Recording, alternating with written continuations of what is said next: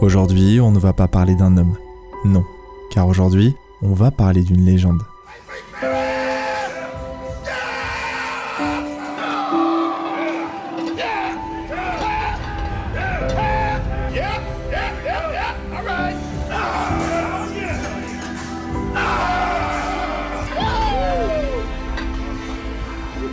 Ronnie Coleman ou Big Ron pour les intimes, je pense que qui que vous soyez, vous l'avez forcément déjà vu ou peut-être simplement entendu. Des phrases et des cris mythiques qui symbolisent non pas un simple bodybuilder, mais un bodybuilder que beaucoup considèrent comme le plus grand de tous les temps. Alors ça donne le ton, mais en soi ce n'est pas exactement ça qui m'a poussé à faire cette vidéo. Certes, le cœur du récit sera bien centré sur ses performances sportives, mais une chose m'a donné envie d'aller encore plus loin. 3 words. Say it, and I'm yours. Wait, baby. Yeah, baby. Wait, baby.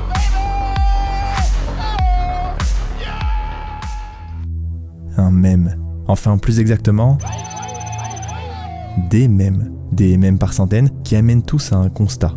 Le constat que presque 20 ans après la fin de carrière de Ronnie Coleman, des milliers de ses vidéos postées brutes ou scénarisées font tous les jours des millions de vues et des centaines de milliers de likes. Et ça m'a interpellé. Car ça montre que Ronnie Coleman n'est plus simplement un bodybuilder aux yeux des gens, mais un mythe que les générations semblent se transmettre sans même parfois connaître son histoire. Alors aujourd'hui, c'est cette histoire que j'ai envie de vous raconter. L'histoire du plus grand bodybuilder de tous les temps qu'Internet a élevé au rang de mythe, mais qui de son côté est aussi devenu un martyr. Bon, je vous l'accorde, ça peut sembler complexe, mais ne vous inquiétez pas, vous allez tout comprendre.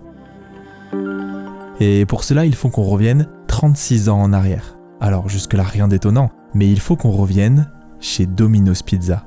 Bon, promis, ce n'est pas une sponsor, ce n'est pas une blague non plus, il faut effectivement qu'on revienne en 1989 chez Domino's Pizza au Texas. Et cela pour la simple et bonne raison que Ronnie Coleman y travaille depuis 2 ans.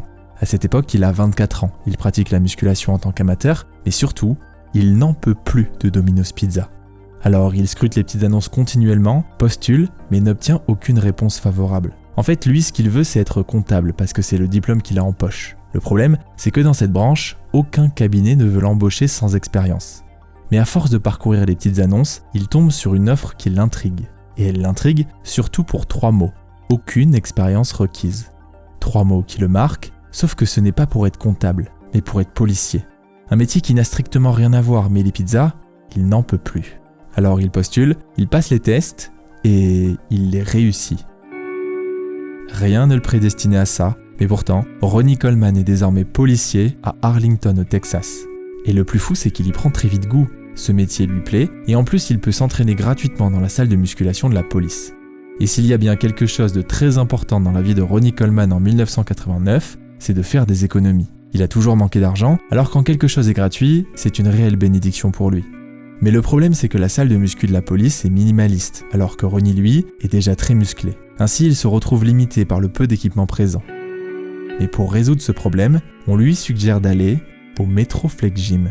Le Metroflex Gym, c'est une salle qui déjà en 1989 est old school. Mais vraiment old school. Ici, les poids sont rouillés, les barres sont tordues et il n'y a pas de place pour les machines sophistiquées.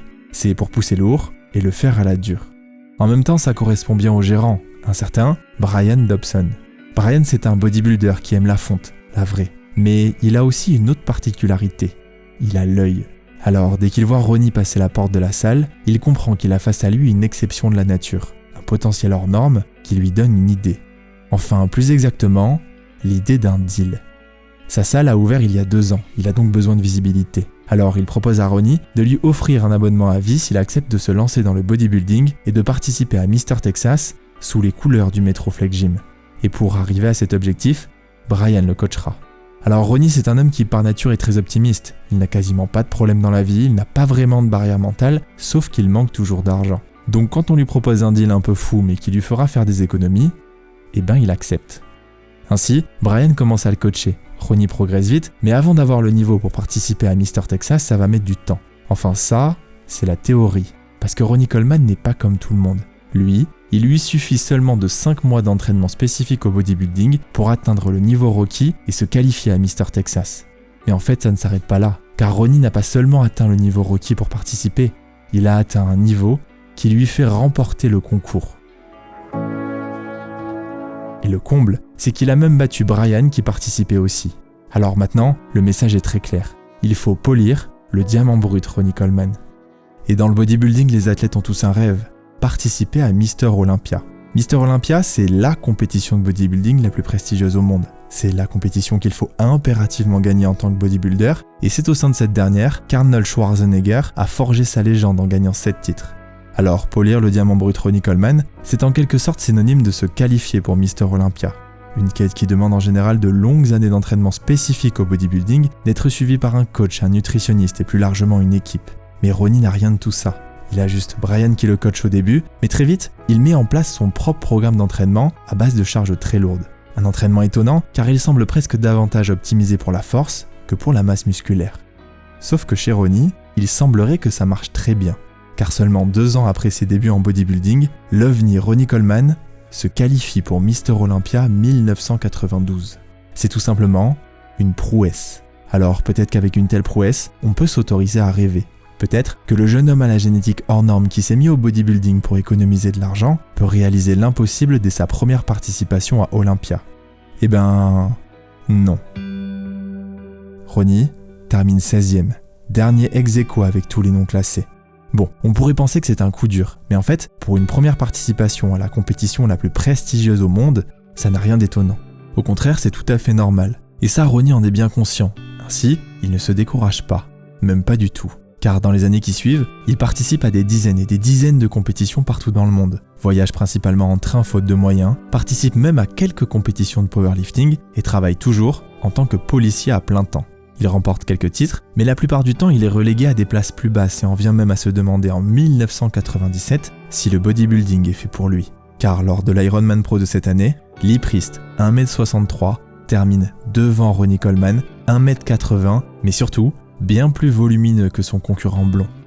Alors la taille et le volume ne sont pas les 2 seuls critères en bodybuilding. Il y en a plein d'autres, comme la symétrie, l'harmonie, la qualité musculaire, la sèche, etc. Mais ça le perturbe quand même beaucoup, à tel point qu'il en parle même à sa copine.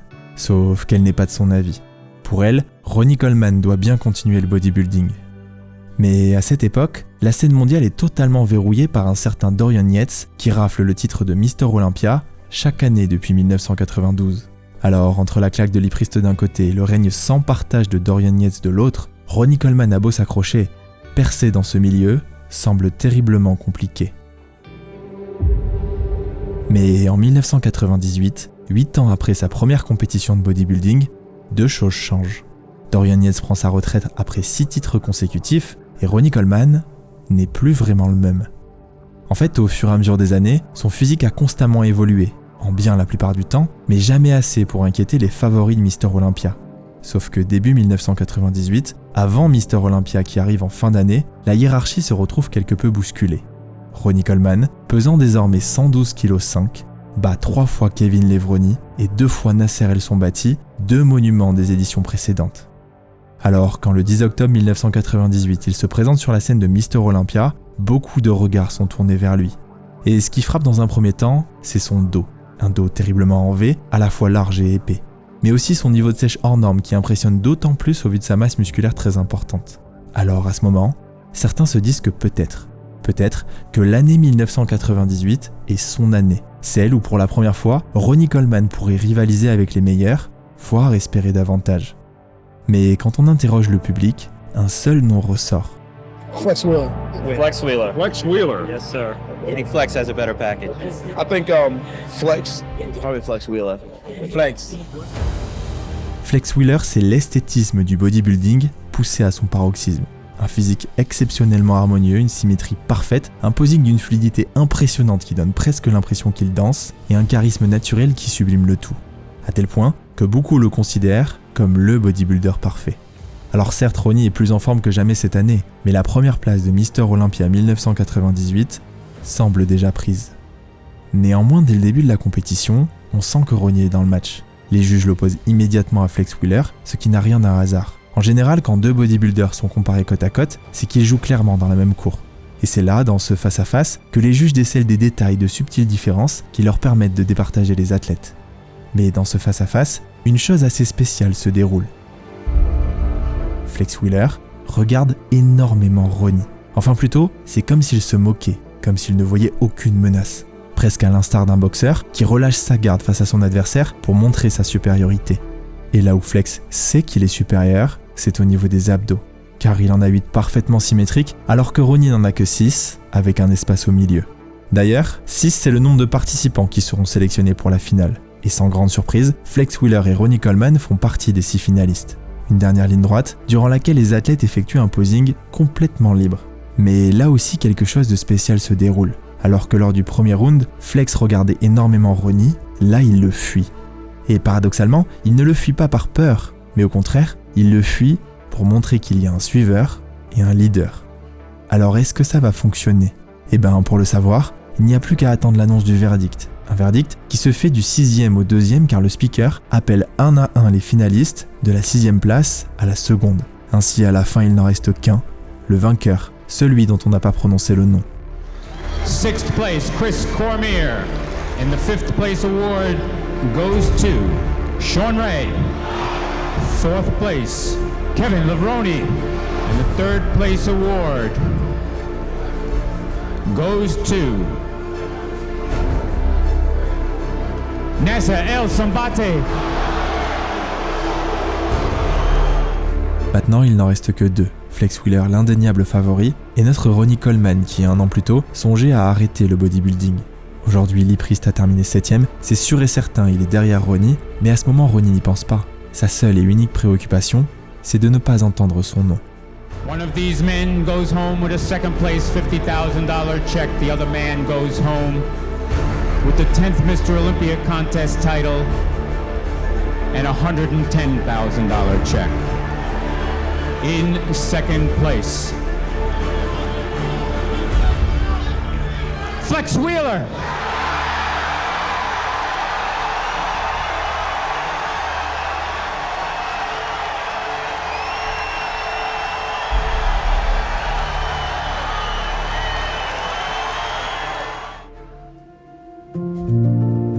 Ronnie Coleman, 34 ans, vient pour la première fois de sa carrière de remporter la plus prestigieuse compétition de bodybuilding au monde. Pour n'importe quel bodybuilder, un tel exploit est évidemment immense, mais pour lui, ça paraît carrément irréel. Car dans les faits, il est toujours policier au Texas, s'entraîne encore au Metroflex Gym, reste le gars discret et souriant qu'il a toujours été, mais dorénavant, il est aussi et surtout le nouveau visage du bodybuilding mondial. Ce soir-là, Ronnie Coleman n'a pas seulement gagné un titre, il vient tout bonnement de changer de dimension. Et submergé par l'émotion, il reste au sol pendant 3 minutes. Une émotion d'ailleurs d'autant plus décuplée par tous les sacrifices qu'impose ce sport. Chaque aliment est pesé, chaque repas est programmé, l'obligeant parfois même à se lever la nuit pour honorer les 6 qu'il doit manger chaque jour. Les desserts sont oubliés, les soirées sont évitées, les vacances sont possibles que si une salle de muscu est à proximité afin de s'entraîner toujours plus dur, fatigué ou non. Une vie de sacrifice dans un seul et unique but, devenir Mr. Olympia. Ainsi, quand il s'exprime face à la foule, il le fait avec une toute petite voix tremblante. This is a great city. This is a great win. And I thank y'all all from the bottom of my heart for being here and cheering us on. Thank you. Un contraste saisissant avec son physique hors du commun que, d'ailleurs, beaucoup découvrent pour la première fois. Car avant ce titre, Ronnie était presque inconnu du grand public. Il avait certes sorti une vidéo il y a quelques mois, mais elle n'avait pas fait beaucoup de bruit. C'est seulement maintenant que les gens la découvrent. À l'époque, il faut l'acheter en VHS. Pour les plus jeunes qui nous regardent, c'est ce qu'on appelait communément des cassettes. En gros, c'est l'ancêtre du DVD et en quelque sorte, entre gros guillemets, l'ancêtre de Netflix. Mais bref, ce qu'on y voit sur cette vidéo, c'est un bodybuilder qui s'entraîne lourd, nous décrit son entraînement, nous montre un peu son métier de policier ainsi que son alimentation. Une alimentation optimisée pour le bodybuilding, mais loin d'être appétissante. En résumé, c'est énormément de protéines et énormément de féculents. Bon, ça ne donne pas très envie. Après, c'est dans une moindre mesure ce que nous tous les go muscu on mange quotidiennement, du riz, du poulet et quelques légumes. Ça a peu de goût et ça en a encore moins quand on les fait réchauffer le midi dans un Tupperware au travail. Là, c'est presque infâme.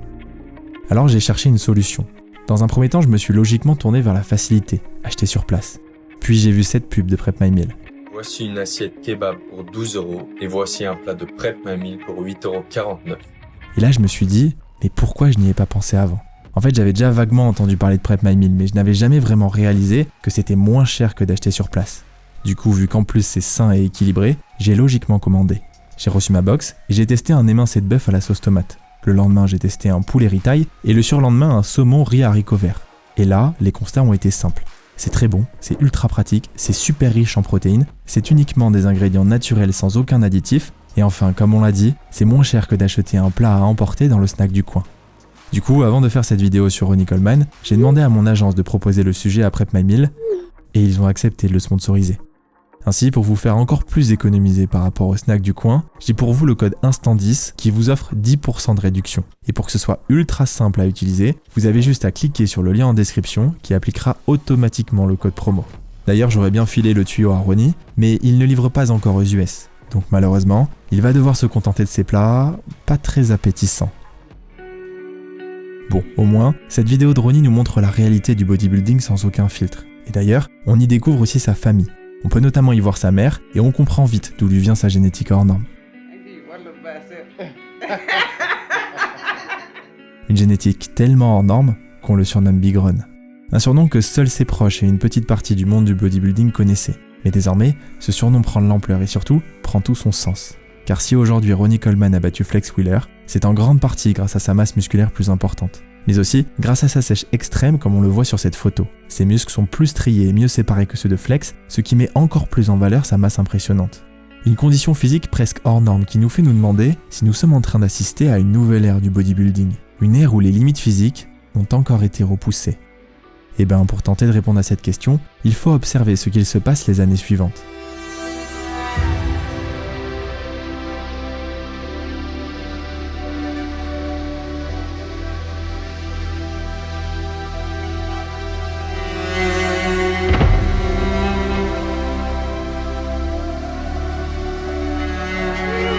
Place will receive a check of $50,000. Flex Wheeler.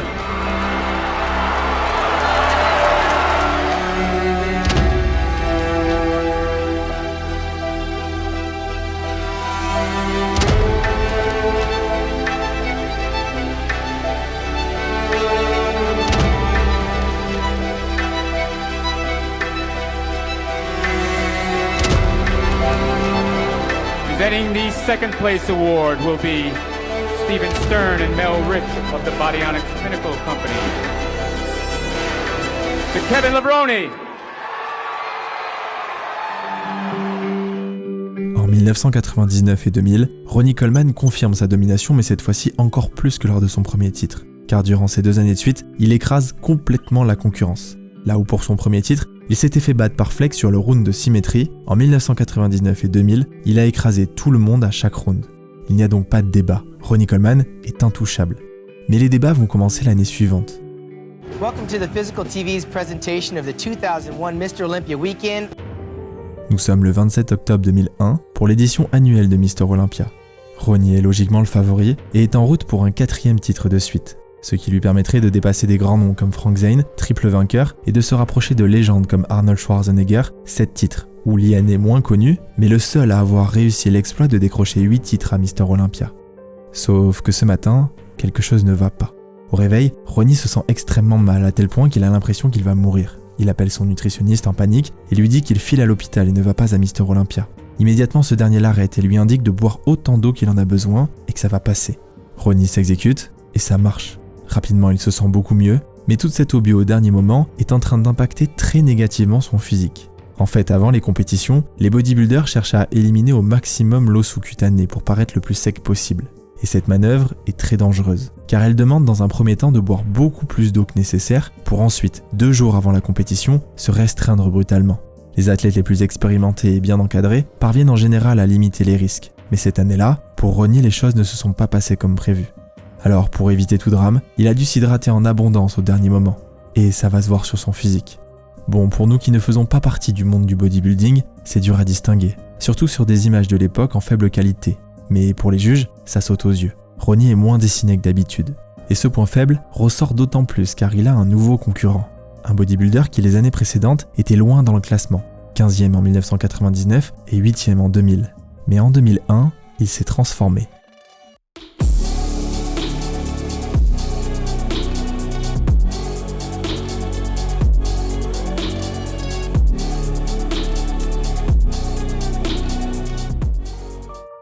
Ce bodybuilder blond que vous voyez sur ces images, c'est un certain Jay Cutler, connu du monde du bodybuilding, mais inconnu du grand public à l'époque. Sauf que cette année, c'est le principal rival de Ronnie Coleman. Il est extrêmement affûté et apporte une touche de modernité dans son physique. Là où chez Ronnie c'est la masse musculaire qui prédomine, chez Jay c'est davantage la symétrie et l'harmonie.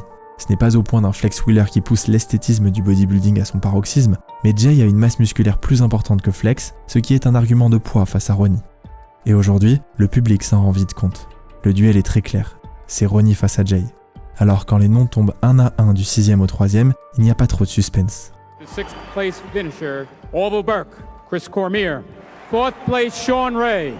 Kevin Levrone, 3rd place. Tout le monde s'en doutait. Les deux finalistes cette année sont Ronnie Coleman et Jay Cutler. Alors est-ce que l'impensable va se produire? Est-ce que le triple tenant du titre va être détrôné aujourd'hui? Maintenant, vous le savez, pour gagner, il ne faut pas entendre son nom. The 2nd place finisher in the 2001 Olympia, Jay Cutler.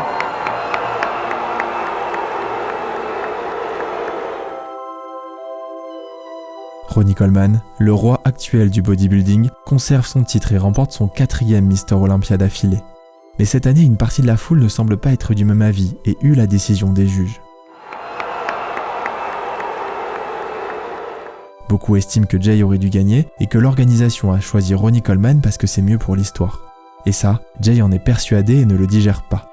À tel point que l'année suivante, en 2002, il prive le public du match retour que tout le monde attend, en refusant de concourir à Mr Olympia. Sans Jay Cutler, Ronnie se retrouve face à ses anciens rivaux. Kevin Levrone qui a fini second en 2000, Flex Wheeler second en 99 et 98, et aussi Chris Cormier qui est toujours sur le podium ou proche du podium. Mais cette année, quelque chose a changé. Ça ne concerne ni Kevin, ni Flex, ni Chris, mais Ronnie. À Mr Olympia 2002, Ronnie Coleman arrive avec le physique le plus faible qu'il n'ait jamais eu depuis son premier titre en 1998. Cette année, il a choisi de privilégier la sèche au détriment de la masse, et ça se voit. Notamment sur les poses de face quand on compare à Kevin Levrone. Mais de dos, il reste quand même bien au-dessus. Alors est-ce que ça suffira pour gagner un 5e titre d'affilée? Pour l'instant, les noms tombent un à un et celui de Ronnie n'a toujours pas été prononcé. Et au final, comme 2 ans auparavant, Ronnie et Kevin Levrone se retrouvent face à face pour attendre le verdict. Comme d'habitude, aucun des deux ne veut entendre son nom. Those awards will be presented to Kevin Levrone.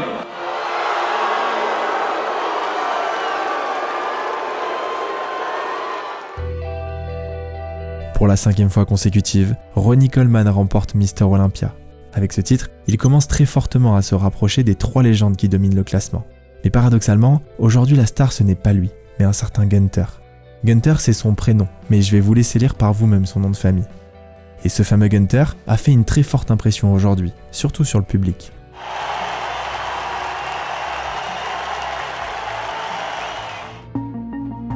La standing ovation que vous venez d'entendre, c'est très rare dans le monde du bodybuilding. Mais le public avait vu juste, car seulement 3 semaines plus tard, lors d'une autre compétition à la Nouvelle-Orléans, Gunther bat Ronnie Coleman.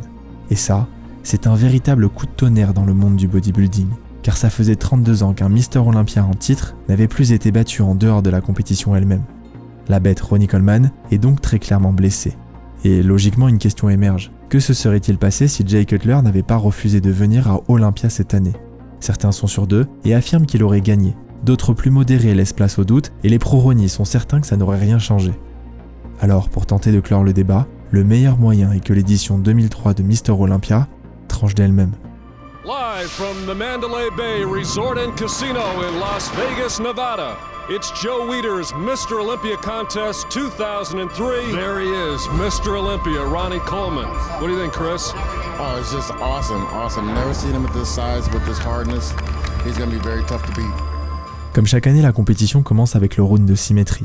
Les compétiteurs sont appelés 1 à 1 par groupe de 4. Évidemment, on a mis Ronnie et Jay ensemble, mais quand Ronnie descend les marches, le public remarque immédiatement que quelque chose a changé. En fait, il est tout simplement énorme. Si on compare aux années précédentes, il est plus large, plus épais, plus rond. En fait, tout est surdimensionné. Même sur cette vidéo de basse qualité, on remarque qu'il est bien plus gros que Jay. Et pour vous donner un référentiel chiffré, Ronnie Coleman est passé de 111 kg à 130 kg. Un exploit monumental qu'il a notamment réalisé en intensifiant encore plus son entraînement.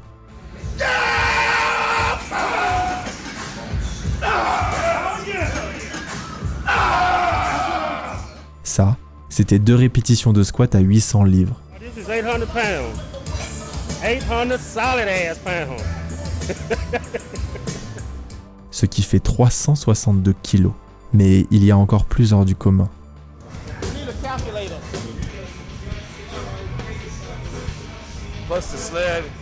2250 livres à la presse. Ça fait tout simplement 1000 kilos. Enfin 1020 pour être exact. Un tel entraînement, c'est extrêmement rare en bodybuilding, car là on se rapproche plus du powerlifting. Mais sur Ronnie, force est de constater que ça marche. Et le plus fou, c'est qu'à côté de ses entraînements hors normes, il est toujours policier au Texas. Certes, depuis 2 ans, il est réserviste, mais il patrouille toujours, continue les arrestations ou encore les dépositions. Et forcément, quand vous avez Ronnie Coleman qui prend votre déposition, ça marque. Mais ce qui marque aussi, c'est ses repas. Pour prendre de la masse, il a dû manger encore plus qu'auparavant. Encore plus de protéines, encore plus de féculents, et ça toutes les 3-4 heures. Mais évidemment, il y a une chose en plus, le dopage. Bon, ici j'enfonce une porte ouverte, ça fait longtemps qu'il se dope, ce n'est pas nouveau, donc ces 20 kilos de muscle pris en un an ne sont pas uniquement dus à ça. D'ailleurs, je me permets de développer un petit peu, mais tous ses concurrents sont aussi fortement dopés, et plus largement, l'extrême majorité des bodybuilders le sont. Les physiques que vous voyez sont évidemment inatteignables naturellement, ce n'est un secret pour personne, et ça amène à des tonnes de débats légitimes. Mais ce n'est pas le sujet de cette vidéo. Juste, je ne pouvais pas raconter l'histoire de Ronnie Coleman sans mentionner ce point. Un point qui, couplé aux 2 autres, amène Ronnie à 130 kg cette année. C'est une progression monstrueuse, tellement monstrueuse que je vais faire quelque chose que je n'ai pas l'habitude de faire. Normalement, j'aime bien raconter les histoires chronologiquement, mais je me dois de vous montrer un passage d'une interview que Jay Cutler a donnée en 2020. C'est un petit bond dans le temps, mais il résume tout.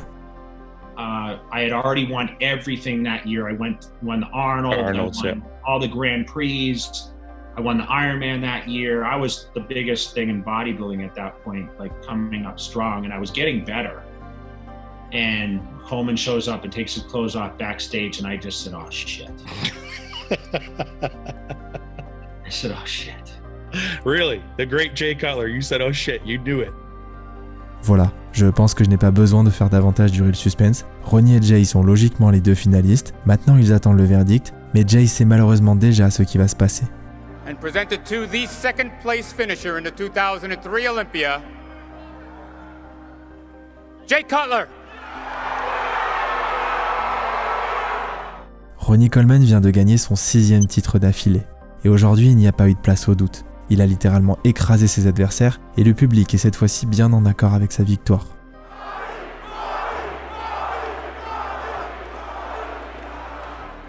Aujourd'hui, il n'a pas seulement gagné un 6e titre, il a rappelé qui domine ce sport. Mais cette victoire est aussi synonyme d'une seconde 2e place pour Jay Cutler. La rivalité entre les colosses s'intensifie donc encore plus et en vient même à dépasser le cadre du bodybuilding. Car quand on regarde de plus près, on se rend compte que ce n'est pas seulement une opposition musculaire, mais que c'est aussi une opposition de style. Évidemment, il y a ce qu'on voit, un colosse noir face à un blond aux yeux bleus, mais il y a surtout ce qu'on ne voit pas. Parce que d'un côté, Ronnie Coleman c'est l'incarnation du travail brut, le policier texan qui s'est forgé seul avec des charges lourdes dans une salle old school remplie de poussière. Un homme simple, devenu une légende par la force pure et l'abnégation. Alors que de l'autre, Jay Cutler c'est l'image du bodybuilder moderne, toujours impeccablement coiffé et contrôlant parfaitement ses mouvements dans une salle climatisée avec des machines dernier cri. On a l'impression que tout est calculé, que tout est méticuleux chez lui. Et en plus, cette opposition de style est sublimée par 2 tempéraments opposés, mais qui dans les 2 cas, marquent le public.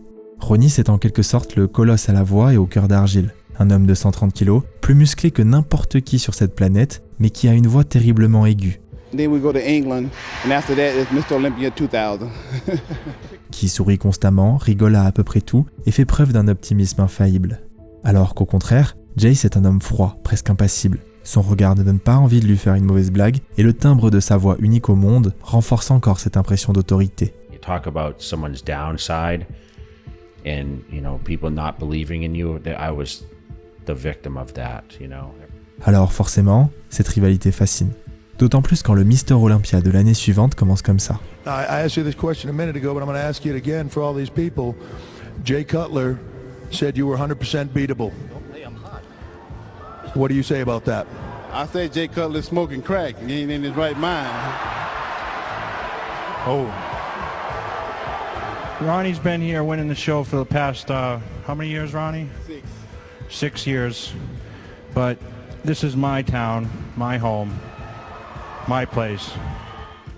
Bon, le ton est donné. On sent que pour cette édition 2004, le duel sera encore une fois Ronnie contre Jay.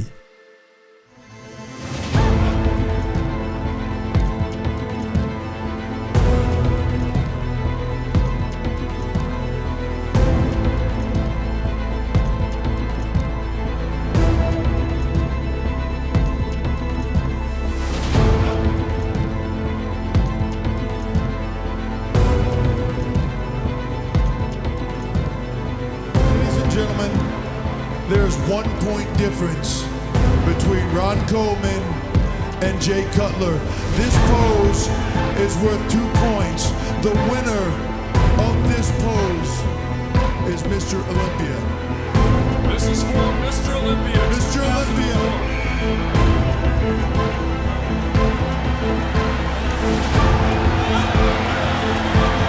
Ladies and gentlemen, this is for Mr.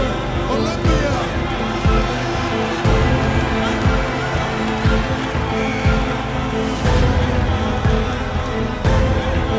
Ladies and gentlemen, who's it gonna be? Ronnie Coleman. Ronnie Coleman. Mr. Olympia. For the 7th straight year.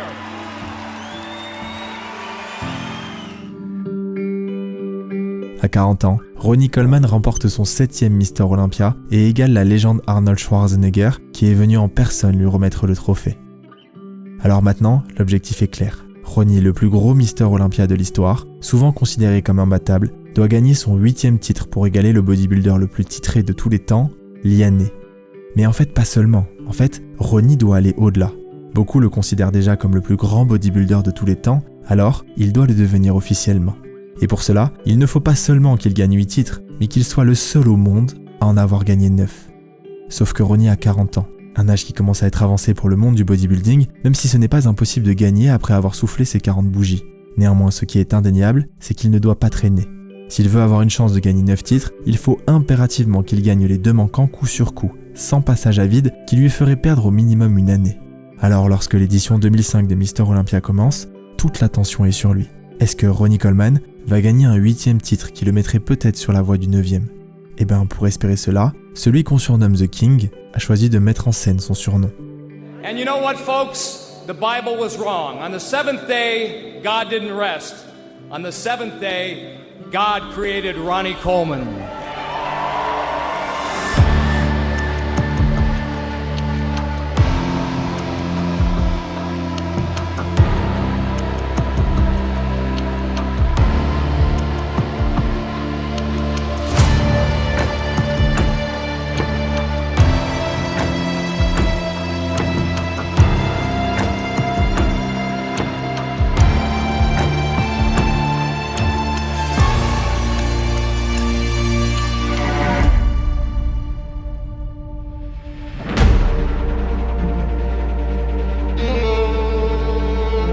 Ladies and gentlemen, it has come down to this before. Here we are again, the 2 best bodybuilders in the world, Jay Cutler and Ronnie Coleman.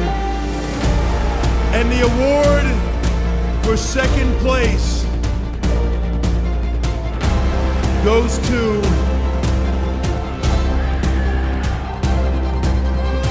Jay Cutler.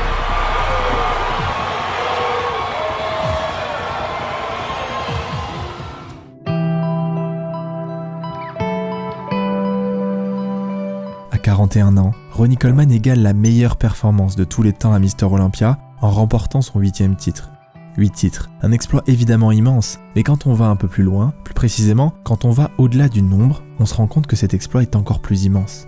Car entre 1998 et 2005, la concurrence au titre de Mister Olympia était extrêmement féroce. Tout d'abord avec la perfection Flex Wheeler, puis le charismatique Kevin Levroni, pour ensuite même continuer avec l'outsider Gunther, ou encore un dont on n'a pas parlé, l'ultra-massif Marcus Ruhl.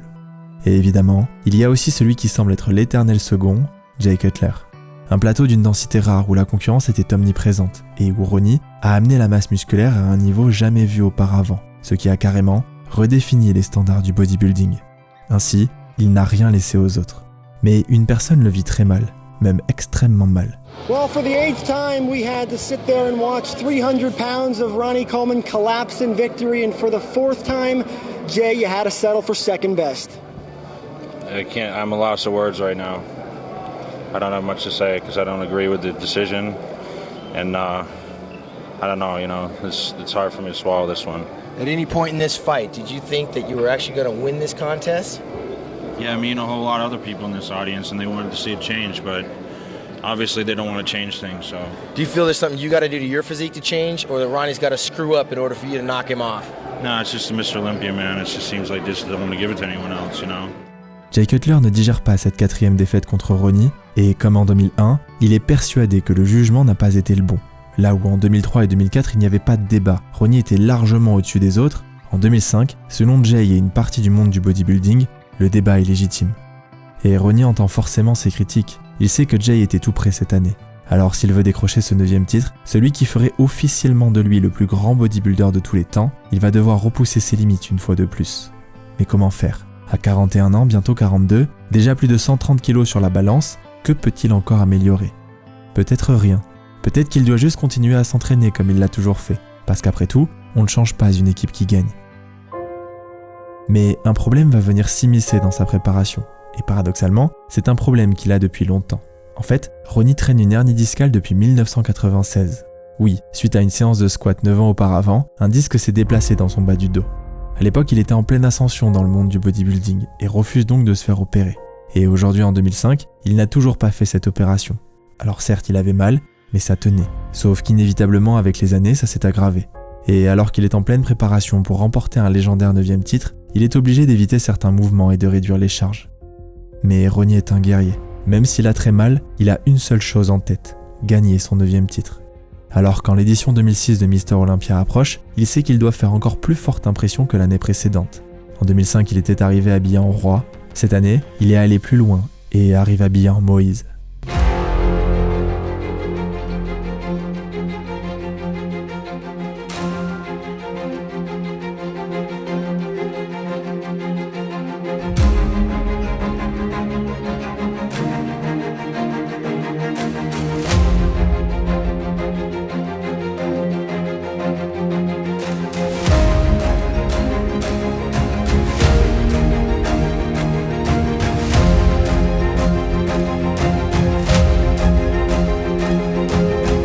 Alors, est-ce que ça va suffire ?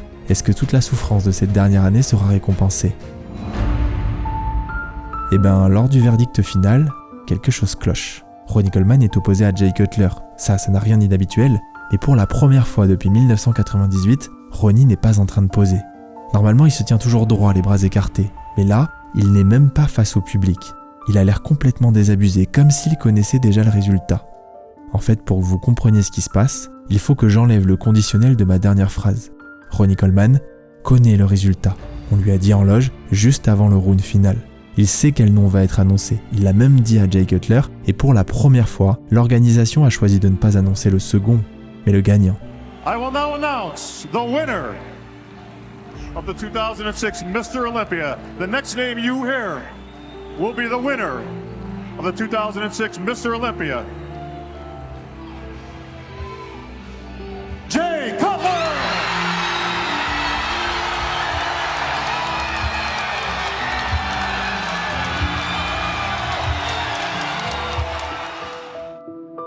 Ronnie Coleman n'a pas gagné son 9e titre. Son physique était trop affaibli par les blessures, alors que Jay Cutler, lui, est au sommet de sa forme. C'est un immense coup dur pour notre Ronnie, qui visait aujourd'hui le record de victoire à Mr Olympia, afin que son statut de meilleur bodybuilder de l'histoire, que la majorité lui attribue déjà, devienne officiel. Mais en fait, ce statut, c'est comme s'il était officiel. Déjà, la majorité partage cet avis, même Jay Cutler, son plus grand rival. Et ensuite, comme on l'a vu un peu avant, Ronnie Coleman a remporté ses 8 titres à une époque où ses principaux concurrents avaient tous le niveau pour être Mr Olympia. Il a donc dû afficher une match jamais vue auparavant, qui fait de lui le Mr Olympia le plus massif de l'histoire. Mais bon, vous allez me dire que ce n'est pas encore perdu et qu'il peut retenter sa chance l'année prochaine. Oui, il peut, et d'ailleurs il tente, mais finit 4e.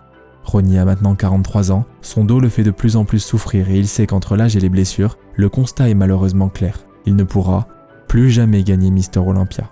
En ce 29 septembre 2007, Ronnie Coleman vient de disputer sa dernière compétition de bodybuilding. Alors dit comme ça, on a l'impression que c'est la fin de son histoire, presque la fin d'une ère. Mais en réalité, son histoire est loin d'être finie. Car paradoxalement, elle ne s'éteint pas avec sa retraite. Au contraire, elle s'enflamme.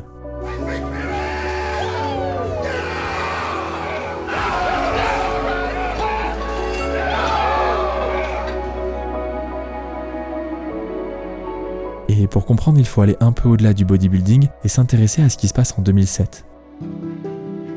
En fait, un site créé 2 ans auparavant est en train d'exploser. YouTube est tout jeune mais a déjà été racheté 1,65 milliard de dollars par Google. Chaque mois, il y a de plus en plus de trafic dessus et les gens postent des vidéos très amateurs, des extraits provenant d'émissions télé ou de DVD. Et justement, Ronnie a sorti 4 DVD. À l'intérieur, il y partage ses entraînements de manière brute, comme je vous l'ai déjà un petit peu montré. Mais vous l'avez vu, ses entraînements sont loin d'être habituels.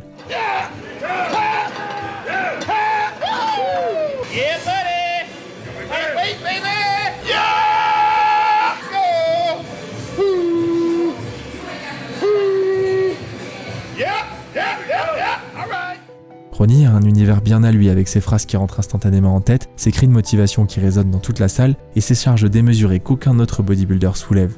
Alors forcément, ces vidéos marquent. Ainsi, on les partage avec sa famille, ses amis ou encore ses partenaires de salle. Mais pourquoi pas les partager avec le monde entier? Pourquoi pas les mettre sur YouTube? Petit à petit, des fans commencent à poster des extraits sur la plateforme. Et très vite, ces vidéos trouvent leur public en cumulant des centaines de milliers de vues, voire des millions. Il faut dire qu'à l'époque, il n'y a pas vraiment d'influenceurs fitness. Il y a Ziz qui est en train de se développer, Lazar Angelov aussi un petit peu, mais c'est quasiment les seuls. Alors quand on recherche du contenu sur la musculation, les résultats sont maigres. On trouve Arnold et sa mythique vidéo Pumping Iron, et puis on trouve Ronnie. Ronnie, c'est un tout autre style. Là où Pumping Iron était un documentaire scénarisé où chaque plan était réfléchi, les vidéos de Ronnie, elles, sont brutes. C'est juste son entraînement et parfois un petit peu de voix off, mais de qualité amateur. En fait, c'est simplement un homme, sa salle de musculation old school et une intensité jamais vue ailleurs. Et c'est peut-être justement pour ça que ces vidéos captivent autant. Car alors qu'on s'est toujours obstiné à créer la plus belle œuvre possible, on en a oublié que l'authenticité a elle aussi sa propre beauté. Ainsi, au fil des années, de plus en plus de personnes découvrent le phénomène Ronnie Coleman.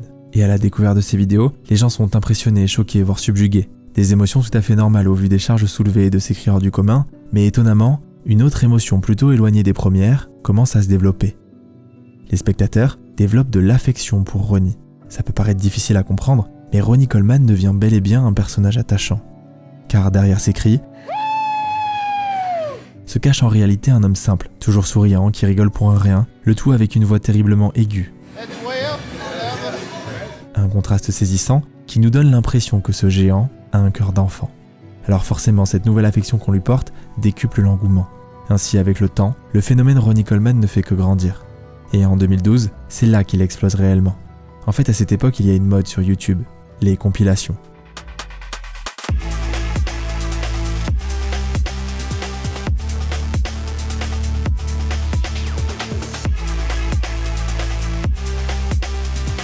Alors forcément, au vu du personnage, des centaines de compilations de Ronnie voient le jour. On les partage sur Facebook ou sur le tout récent Instagram, mais quelle que soit la plateforme, ça marche. Ainsi, 3 ans plus tard, aux alentours de 2015, quasiment aucun pratiquant de musculation ne connaît pas Ronnie. Et même ceux qui sont éloignés de ce milieu l'ont pour la plupart déjà aperçu au détour d'une publication. Mais en parallèle de cette explosion digitale, que devient le vrai Ronnie Coleman? Eh bien, une image valant 1000 mots, je crois que le mieux c'est de vous laisser voir par vous-même.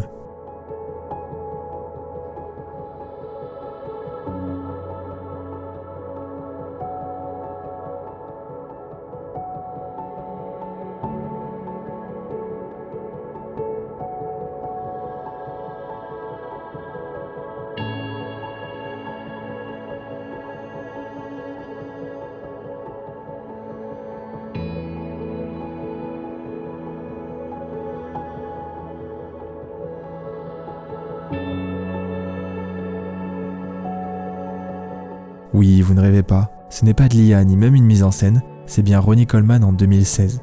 Mais comment est-il passé de ça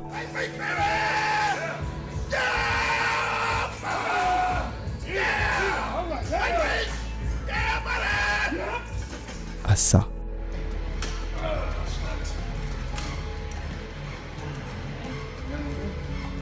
Pour comprendre, il faut faire un petit retour en arrière et se rappeler d'un point qui l'a empêché de gagner un légendaire 9e titre. Son hernie discale de 1996 qu'il n'a jamais soigné. Et bien en 2007, quand il prend sa retraite, il décide de franchir le pas et d'enfin se faire opérer. Alors au début, il y a du mieux. Il peut reprendre l'entraînement lourd, un peu moins qu'avant certes, mais il fait toujours des squats à plus de 200 kg. Sauf que ce n'est que temporaire. En 2008, la douleur revient et il décide de nouveau de se faire opérer. Mais cette opération marque le début d'une descente aux enfers. Car un effet domino s'enclenche. Quand un de ses disques lâche, les autres finissent par tomber en cascade. Un petit peu comme un château de cartes. Ainsi, à partir de 2010, alors que son double numérique explose, Ronnie doit subir plusieurs fusions de la colonne et du cou afin de les consolider. Mais ces opérations ont un prix. sa mobilité. Il n'a plus sa souplesse d'antan, mais surtout, sa marche est altérée. Et le pire, c'est que ça s'aggrave. À tel point que début 2016, il doit subir une très grosse intervention de 13 heures non sans conséquence, car elle impacte encore plus sa mobilité et l'oblige désormais à réapprendre à marcher et à utiliser temporairement un fauteuil. Voilà donc ce qui s'est passé dans l'ombre pendant que son double digital devenait un phénomène mondial. Après sa quête pour devenir le plus grand bodybuilder de tous les temps, Ronnie Coleman s'attaque désormais à une quête encore plus grande, celle de réussir un jour à remarcher. Et cet état de santé, beaucoup le découvrent à peine car les vidéos qui prédominent en ligne jusqu'à maintenant, c'est toujours ça.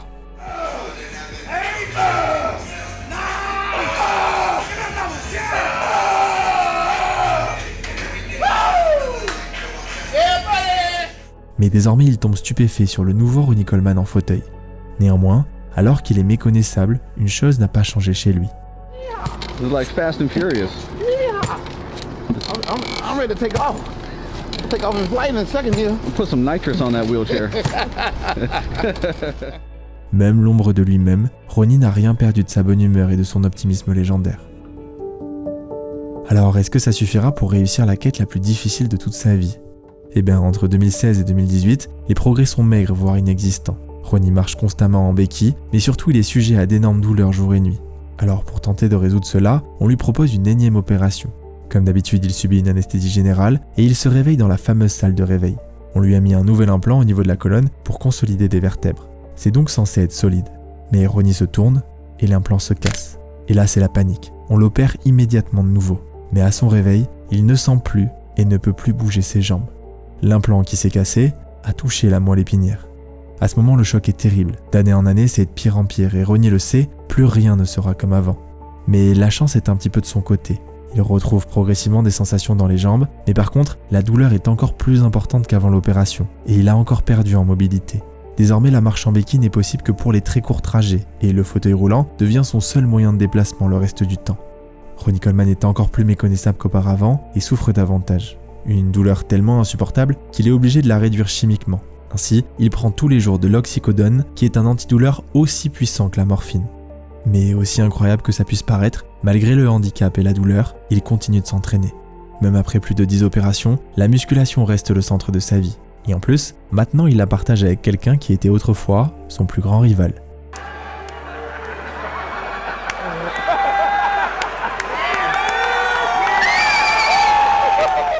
Au fur et à mesure des années, après une rivalité terriblement féroce, Ronnie et Jay sont finalement devenus amis. En fait, même si Jay a souvent été en désaccord avec le verdict des juges, il a toujours reconnu que sans Ronnie, il ne serait jamais devenu l'athlète qu'il a été.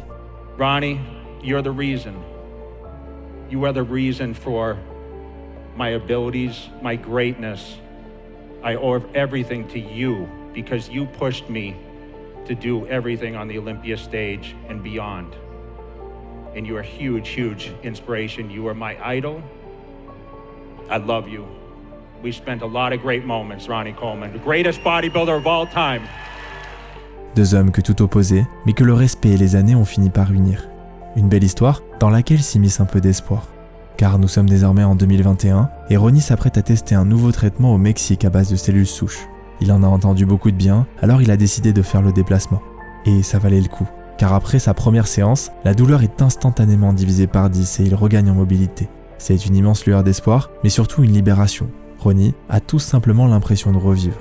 Et pendant que son corps commence enfin à aller un petit peu mieux, que devient sa légende ? Eh bien, fidèle à elle-même, elle continue de grandir en ligne.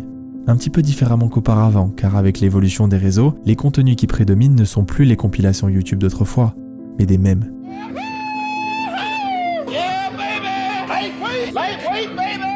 I don't know who needs to hear this, but Des mèmes de partout, tous plus délirants les uns que les autres. Mais alors qu'on pourrait penser que cela provoque uniquement des rires, au final ça va bien plus loin. Car derrière la dérision, ces vidéos font perdurer le mythe Ronnie Coleman. Elles permettent à sa légende d'échapper au temps et de toucher continuellement de nouvelles générations. Des jeunes qui n'étaient même pas nés quand il soulevait ses charges surhumaines, mais qui aujourd'hui connaissent son nom, ses phrases et ses cris.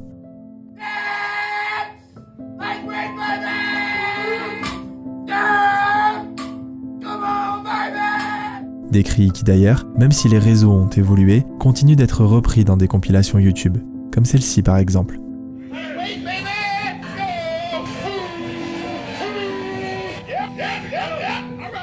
4 heures de cris de Ronnie Coleman, rien de plus dans cette vidéo, mais pourtant plus de 6 millions de vues.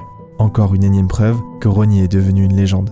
Une légende qui pourrait d'ailleurs bien connaître un nouveau tournant en 2027. Car en mars dernier, Ronnie a annoncé sur sa chaîne YouTube que grâce à des machines spécifiques d'un centre de rééducation à Dallas, il devrait remarcher dans 2 ans et courir dans 4. Et au fond, c'est peut-être ça sa quête pour un 9e titre. Non pas une 9e victoire sur la scène d'Olympia, mais une victoire qui lui permettrait de retrouver ce que la gloire lui a pris.